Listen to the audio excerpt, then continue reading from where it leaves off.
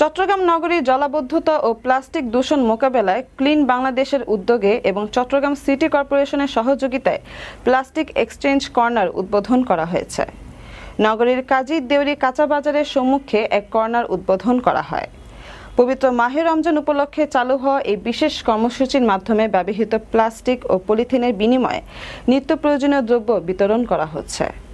আজ শুক্রবার সকালে ক্লিন বাংলাদেশ এর প্রতিষ্ঠাতা শওকত হোসেন জনি জানান, চট্টগ্রাম শহরের অন্যতম প্রধান সমস্যা হলো প্লাস্টিক বর্জ্য ও জলাবদ্ধতা। শহরের বিভিন্ন এলাকায় নালা ও ড্রেনগুলো প্লাস্টিকের কারণে বন্ধ হয়ে যায়, যার ফলে সামান্য বৃষ্টি হলেই নিম্নাঞ্চলে জলাবদ্ধতা সৃষ্টি হয়। ক্লিন বাংলাদেশ চায় এই সমস্যার একটা কার্যকর সমাধান দিতে, যেখানে পরিবেশ রক্ষা ও মানবিক সহায়তা একসাথে করা যায়। আয়োজিত এই প্লাস্টিক এক্সচেঞ্জ কর্নার উদ্বোধনী অনুষ্ঠানে প্রধান অতিথি হিসেবে উপস্থিত ছিলেন চট্টগ্রাম সিটি কর্পোরেশনের mayor doctor Shahadat Hossain. Mayor A সময় বলেন, ক্লিন বাংলাদেশ এই উদ্যোগ নিয়েছে, এটি শুধু প্লাস্টিক দূষণ রোধ করবে না, বরং নিম্ন আয়ের মানুষের জন্য রমজানের সময় সহায়তা হিসেবে কাজ করবে বলেও মনে করেন তিনি।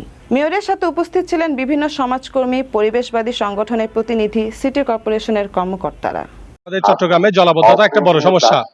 তো এই জলাবদ্ধতা তৈরি হওয়ার একমাত্র কারণ হচ্ছে প্লাস্টিক এবং পলিথিনটা। তো আমরা চাচ্ছি যদি একটা প্লাস্টিক কমানোর মাধ্যমে পরিবর্তনটা শুরু করতে পারি, সেই উদ্দেশ্যে আমাদের এই উদ্যোগটা। তো আমরা চেষ্টা করতেছি যেন প্লাস্টিকের টা কমে গিয়ে এবং সেটার বদলে আমরা নিত্য প্রয়োজনীয় পণ্য দিই, তাহলে নিম্ন আয়ের মানুষজন প্লাস্টিক গুলো যত্রতত্র ফেলবে না।